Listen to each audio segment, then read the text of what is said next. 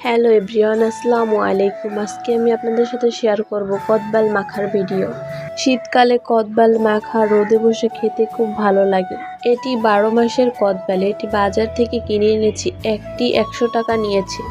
এবারে আমরা কদবেলটি ভালোভাবে প্লেটে উঠিয়ে নিব। এই কদবেলটি মাখার জন্য খুবই অল্প পরিমাণ উপকরণ দিয়ে মাখাবো। এর জন্য আমি 2টো শুকনো মরিচ পুড়িয়ে নিয়েছি এবং কিছুটা ধনিয়া পাতা কেটে নিয়েছি। এদিকে ধনিয়া পাতা ভালোভাবে লবণ দিয়ে মাখিয়ে তার ভিতরে মরিচগুলো ভালোভাবে দিয়ে মেখে নিব। ভালোভাবে মেখে নিতে হবে যাতে ঝাল ঝাল হয় এবং ধনিয়া পাতার ঘ্রাণগুলো বেরিয়ে আসে। এবারে আমরা কদবেলগুলো ধনিয়া পাতা এবং মরিচের সাথে ভালোভাবে মেখে নিব। কদবেলটি আমার দাদু মেখে নিচ্ছে। আমার দাদুর হাতে যে কোনো খাবার খুব মজার হয়।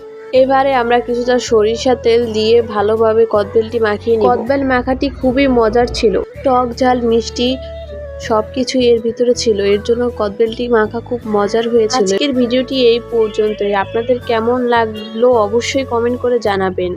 ভালো লাগলে চ্যানেলটিকে ফলো এবং সাবস্ক্রাইব করে পাশে থাকবেন। আসসালামু আলাইকুম।